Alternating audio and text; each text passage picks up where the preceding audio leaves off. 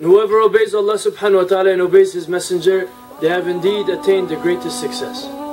And this is what we're looking for, is to be successful in this world. And Allah subhanahu wa ta'ala says, if you want to be successful, you should take care of your tongue.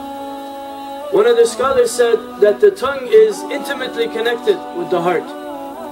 When Allah subhanahu wa ta'ala created us in the womb, the first thing that forms completely, now they're finding out when the cells multiply, 2 cells to 4 cells to 8 cells, they said when it becomes 512 cells, it starts to beat, starts to become the heart. And they say that from the heart then emerges the tongue. And so the first part of you that comes into full being is the heart and the tongue, and they're connected. And whatever comes out of the tongue is a direct reflection of what's happening in the heart.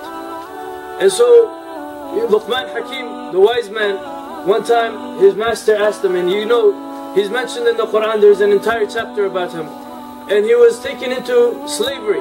One time his master recognized this man has some wisdom. He said, go and slaughter an animal and bring me the best parts of this animal. And Luqman Hakim went, he slaughtered a sheep, and he brought the heart and the tongue. He said, okay, now go slaughter another animal and bring me the worst parts of it. He went, he slaughtered another animal, and he brought the heart and the tongue. And the man was confused. He said, I asked you to bring me the best parts, you brought me heart and tongue. I asked you to bring me the worst parts, you brought me heart and tongue. What are you trying to do? What are you trying to say? He said, there is no person, if he is righteous, the best part of his being is his heart and his tongue. He said, and there is no person, if he is wicked, the worst part of his being is his heart and his tongue. And so the ulama, they look at this narration and they say, we have to think about the reality of the heart and the tongue. What is the reality of the heart and the tongue? The tongue is what brings the person into communication with others. The tongue is what allows you to communicate what you have inside you with other people.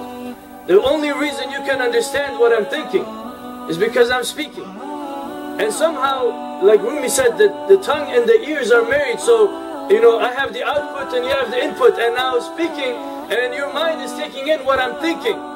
And I'm just making sounds with my mouth. And air is coming out and I'm shaping the sounds, but I'm passing on what's in my heart to you. And this amazing phenomenon of speech and comprehension of speech, Allah subhanahu wa ta'ala takes credit for this for Himself. Ar-Rahman, allama al-Quran, khalaqa al-insan, allamahu al-bayan. This bayan, this speech, Allah says, I taught human beings how to speak. And so it's a tremendous gift, it's an amazing gift that Allah has given to human beings. But you can destroy this gift completely, it can become a curse. One of the scholars said that the tongue is like a prisoner, and the teeth are like the bars. He said, only allow him to come out when you know that he's safe. He will not hurt anybody. And Rasulullah sallallahu alayhi wa sallam said, Al-Muslimu man salim al-Muslimuna min lisanihi wa yadihi. The believer, the Muslim is the one from whose tongue and from whose hands the other believers are safe. So Allah subhanahu wa ta'ala says, وَقُولُوا قَوْلًا سَدِيدًا. Speak rightly, speak good words, speak in a way that will bring people together. Don't speak in a way that will harm people, because this tongue is a very powerful thing. He says, sallallahu alayhi wa sallam, that a person might utter a word, he might say something, small word. You may not even take it as something important, might not even register to you. But it's so heavy in the scales with Allah subhanahu wa ta'ala, it can take this person 500 years into hellfire. 500 years, one word.